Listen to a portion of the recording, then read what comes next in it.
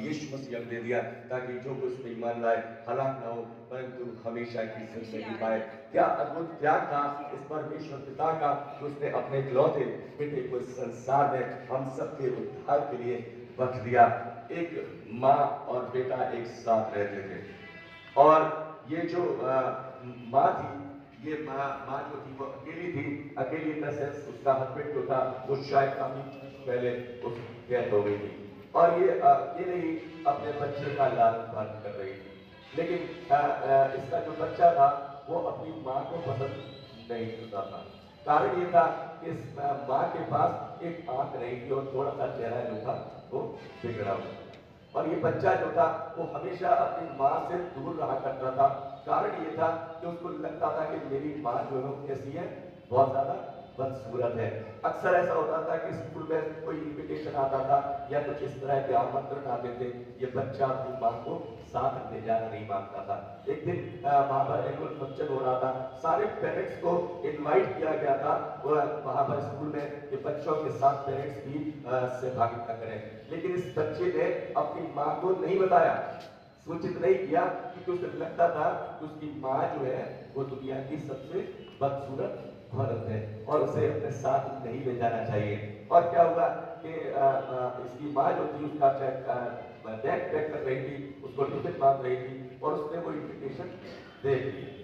उसने वो इन्विटेशन देख लिया और इन्विटेशन देखकर ये माँ जो है वो उत्साह पूर्वक उसने सोचा कि वो अपने बच्चे को सरप्राइज देगी और ये माँ जो है वो उस एनुअल फंक्शन में स्कूल पहुंच गई। अब जब वो माँ पहुंची और जब बच्चों ने देखा इसकी माँ की तो ये आंख नहीं है, तो बहुत से बच्चे मजाक बना रहे थे और ये जो बच्चा था वो बहुत क्रोधित हुआ, बहुत परेशान हुआ कि क्यों माँ जो है वो स्कूल तक आ गई। और उसके बाद इसने क्या किया, ये बच्चा घर गया और घर पर जाकर बहुत बुरा बुरा अपनी माँ को बोला।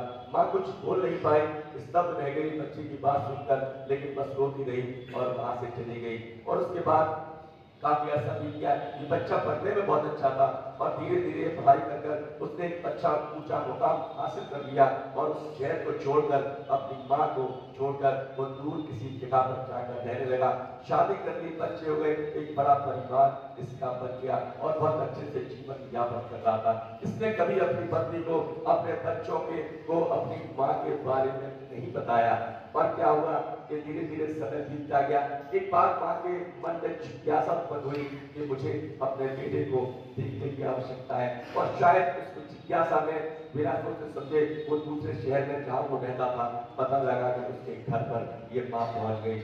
और क्या हुआ कि जब इस लड़के ने माँ को देखा तो फिर से वो झुठला गया कि तुम यहाँ पर क्यों आई हो। इससे पहले की पत्नी और बच्चे आते उसने माँ को कहा कि तुम यहाँ से चली जाओ, मैं तुम्हारी शक्ल देखना पसंद नहीं करता हूँ। और क्या हुआ, उसकी पत्नी आई, बच्चे जब आए तो उन्होंने कहा कि ऐसे कोई भिखारी है जो भीख मांगने आई है, ऐसे लोग आते रहते हैं। और उसने माँ को बता दिया और ये माँ जो थी और ज्यादा दुखी होकर वहां से घर लौट गई। काफी वर्षों के बाद जिस स्कूल में ये लड़का पढ़ता था वहां से स्कूल की यूनियन का मैसेज आया कि पुराने जो छात्र हैं उनको यूनाइट करने के लिए एक सेमिनार किया जा रहा है और आपको आमंत्रित किया जा रहा है। और क्या होगा, ये लड़का जो है अपने परिवार के साथ उस यूनियन में गया। इसको बहुत से मित्र वहां पर दिखाई दिए, बहुत लोगों से अपने परिवार को मिलाया, सब कुछ किया और उसके बाद ये अपने घर वापस जाने के लिए तैयार था। अचानक से उसके मन में पता नहीं क्या आया, वो अपने घर के पास से निकल रहा था। छोटा सा घर था इस बच्चे के पास, इस लड़के के पास, और उसने सोचा कि एक बार जाकर वो घर देख जाऊं। और वो घर में गया और जाकर वो घर देखने की जिज्ञासा से उसने उसको घर को खोला और वो अंदर प्रवेश किया। वहां पर उसकी माँ नहीं थी, वहां पर उसकी माँ नहीं थी। और उसके बाद अचानक से वो इधर उधर देख रहा था घर में और उसने देखा कि एक डायरी रखी हुई है और उस डायरी को उसके खोलकर वो पढ़ने लगा।